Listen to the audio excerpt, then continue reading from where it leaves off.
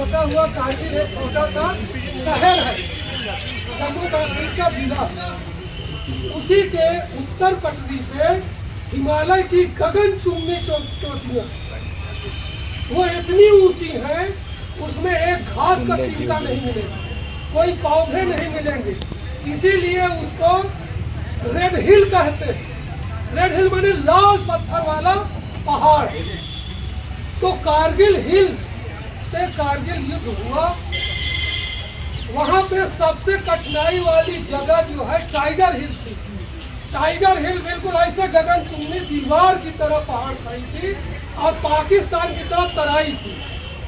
तो वो लोग उधर से आ करके और वहां ऊंचाई पे अगर एक ढेला फेंक दे तो हमारे लिए गोली की तरह लगती। हम यहाँ से गोली मारते थे, आकाश में चली जाती, वो पिछड़ जाते तो उनको लगती नहीं। वो सबसे बड़ा पॉइंट था जिसमें हम लोग बहुत कठिनाई झेले। जब हम सब लोग शहीद हो जाते थे, मर जाते थे, चले आते थे, नहीं पा पाते थे उनके बीच में जाने का, तो एयरफोर्स की तमाम बटालियां बमबार्डिंग शुरू कर दी। बोला यहाँ नीचे से हम नहीं लड़ पाएंगे, ऊपर से लड़ेंगे। तो आकाश से एयरफोर्स की जब बमबार्डिंग हुई, पूरा पहाड़ी आग से लाल हो गया, सारे पाकिस्तानी वहीं जल के मर गए। तब हम बगल के बीच की जो गली है उस दर्रे से घुस के जाके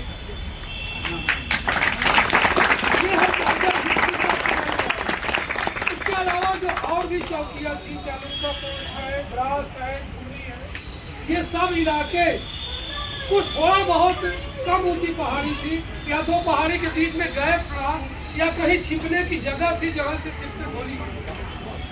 लेकिन जो सब इलाका -45 डिग्री यानी जहां बर्फ जम जाती है, वहां पे अगर हम कुप्पी में एक कुप्पी बोतल यहाँ पीछे बांधे पीने के लिए, तो वहां जाते जाते वो जम करके बर्फ, हम पानी पीने के लिए तरस जाते रहे।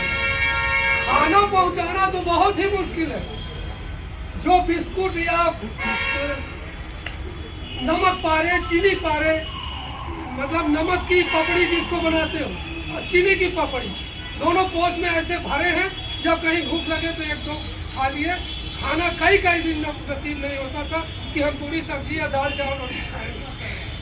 ऐसी परिस्थितियों में जहां सांस लेने के लिए ऑक्सीजन कम हो, जहां -45 डिग्री का टेम्परेचर हो, ऐसी परिस्थितियों में और कितना हमको अपनी जान बचाने के लिए कामोफ्लाइज ड्रेस पहनना पड़ता है। कामोफ्लाइज का मतलब होता है जैसे पहाड़ का रंग हो उस प्रकार का कपड़ा पहना हुआ, जिससे दुश्मन ऊपर से देखे तो पता न चले कि यहाँ सैनिक लोग हैं। वो सारा चित्र पहाड़ की तरह आएगा। ऐसी परिस्थिति में और राइफल का वजन लिए हुए, अम्युनिशन का वजन लिए हुए, आप सोचिए किन परिस्थितियों में वो पहाड़ में युद्ध लड़ा गया। और युद्ध बड़ी बहादुरी से लड़ा गया। और यह युद्ध घोषित युद्ध नहीं था, ऑपरेशन विजय के नाम पर लड़ा गया। उसमें मानवाधिकार भी आड़े आता था कि कहीं हमसे गलतियां न हो जाए। ऐसी परिस्थितियों में वो गिलगित की पहाड़ियों में, हिमालय की चोटियों में हमारी भारतवर्ष की सेनाओं ने बड़ी बहादुरी से लड़ाई लड़ी और पाकिस्तान के छक्के छुड़ाए और पूरे विश्व को ये संदेश दिया कि भारत का जवान जमीन में भी लड़ सकता है और पहाड़ की चोटी में भी। थोड़ी दूर चलो तो लेह लद्दाख आता है। लेह लद्दाख के थोड़ा सा और आगे बढ़ो तो गलवान घाटी है, जहाँ पे हमारा चाइना और भारत से सीधे मुकाबला होता है। और वहाँ पे एक संधि है विश्व लेवल की कि चाइना से हम गोली बारूद से नहीं लड़ेंगे। अगर कभी कोई बात आएगी तो धक्का मुक्की होगी, बातचीत होगी और चैलेंज करने की लड़ाई होगी। तो उन्होंने हमारे साथ धोखा किया। हथियार तो नहीं, लेकिन जो बम्बू बांस होता है उसमें कटीली तार लपेट करके हमको मारने आ गए गलवान घाटी। वो युद्ध की संधि का उल्लंघन करते हुए फिर भी हमारे सैनिकों ने उनको पटक के मारा। और चाइना भी समझता है कि हिंदू हिंदुस्तान के पास गोली बारूद न होगी तो ये ताल ठोक के पटक के मारेंगे, इनका कोई भरोसा नहीं। तो ये भारत की एक छवि पूरे विश्व में गई और कारगिल विजय ये पूरे विश्व की एक विशेष विजय है। पूरे विश्व में आज तक कभी युद्ध हुआ है तो मैदान में लड़ा है, पहाड़ में कभी नहीं लड़ा गया। तो इसलिए कारगिल युद्ध एक विशेष युद्ध माना जाता है। विश्व के लोग भी लोहा मानते हैं कि भारत की सेना कैसी सेना है जो हर परिस्थिति में लड़ जाती है। और जब कारगिल का युद्ध हो रहा था, जब हम लोग लौट के आए तो एक एक बोरा सामान हमको मिला, साबुन, तौलिया, डेली यूज की चीजें, टूथपेस्ट। तो जब इतना सामान मिला तो ये लगा कि हम ही नहीं लड़ रहे थे, पूरा भारतवर्ष कारगिल के लिए लड़ रहा था।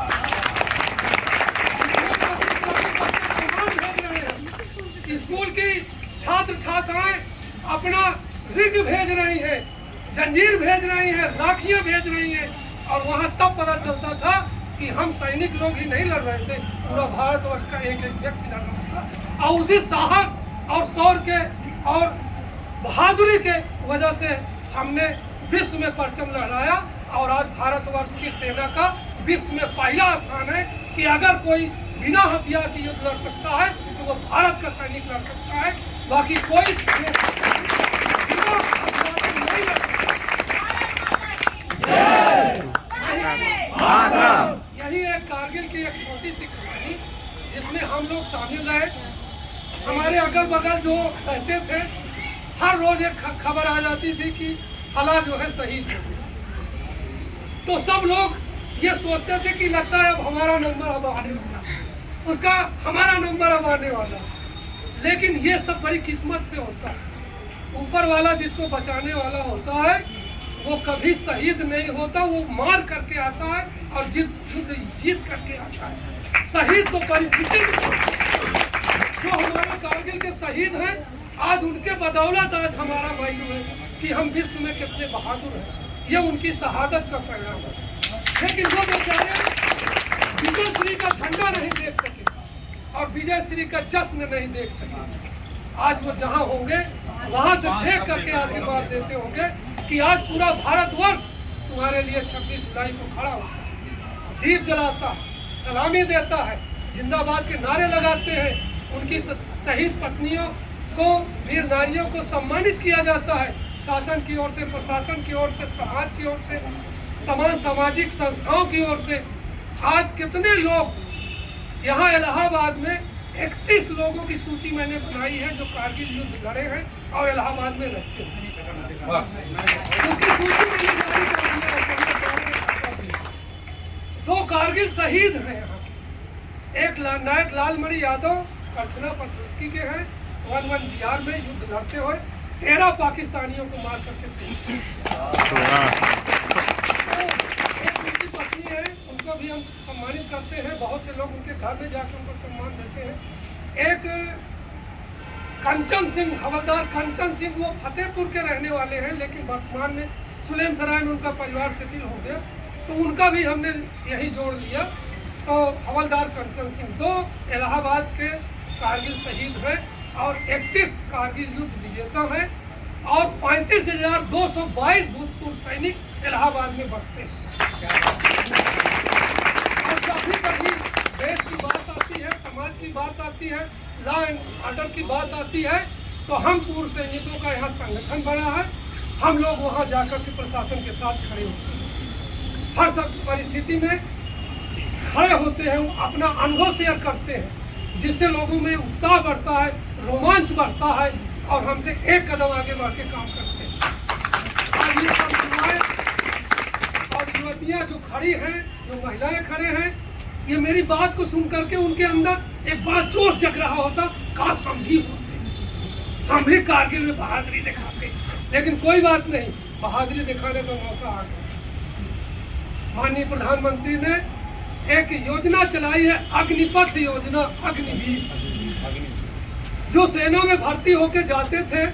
पहले अफसरों के लिए एक शार्ट सर्विस कमीशन का एक व्यवस्था थी, उसी को लेके ये जवानों के पास व्यवस्था ले आए लेकिन उसमें थोड़ा सा परिवर्तन की जरूरत है। जो 60 सर्विस कमीशन अधिकारियों के लिए है वो 10 साल के लिए, लेकिन यहाँ अभी विचार पता नहीं कैसे बना, 4 साल ही कहा है। मैंने इसका ज्ञापन भेजा था डीएम के माध्यम से, कल ही मुझको रक्षा मंत्रालय से चिट्ठी आई कि आपके सारे बातों को हम विचार करने के लिए विभाग से डीपीआर मंगाए हैं। तो हम आपके अनुसार उसमें सर्विस के ईयर्स बढ़ा देंगे और सर्विस की सिक्योरिटी देंगे। लास्ट में जब आप लौट के आएंगे तो आपको कहीं ना कहीं पैरामिलिट्री फोर्सेस में, पुलिस, अपने प्रदेश की पुलिस में या तमाम सिक्योरिटी गार्ड में या कहीं भी उनको नौकरी 5% कोटा हर विभाग में होगा और ये मौका मिलेगा। तो अग्निवीर के लिए भी घबराए नहीं कि ये 4 साल है, वो 10 साल हो सकता है, उसकी जॉब सिक्योरिटी हो सकती है। तो युवा लोग घबराए नहीं, न बरगलाने पे बरगलाए। ये देशभक्ति और देश सेवा का एक अवसर मिल रहा है। हाई स्कूल इंटर पास करने के बाद किस लड़के को कहाँ नौकरी मिल रही है? वो चौराहे पे और कहीं ना कहीं बैठ करके टाइम पास कर रहा और पुड़िया खा रहा है।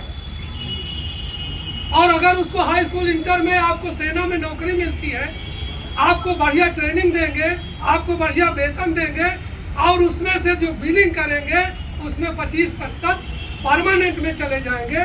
बाकी जो आना चाहेंगे उनको कई लाख रुपए दे करके और योग्यता का सर्टिफिकेट दे करके पुनः उनको पुनर्वासित करने के लिए सरकार योजना बना रही है। और जो उसमें कमियां हैं, आप सबकी आवाज़ मरमरिंग हम लोगों तक आती है, उसको हम अपने पैड में चिट्ठी लिख करके भेजते हैं। हमने 10 मुद्दे लिखे थे, रक्षा मंत्री ने 10 पे विचार किया और कल ही डाक से मुझे चिट्ठी मिली। आज मैंने कारगिल विजय दिवस पे जवानों को, पूर्व सैनिकों को बताया कि आपके ये सारे मुद्दे रक्षा मंत्री ने कंसीडर करने की बात कही है।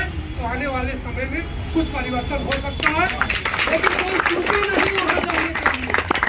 अगर कोई बहादुर है तो देश की सेवा में जाए, इससे बढ़ के कोई सेवा नहीं। इन्हीं शब्दों के साथ बहुत समय ले लिया आपका, बहुत बहुत धन्यवाद।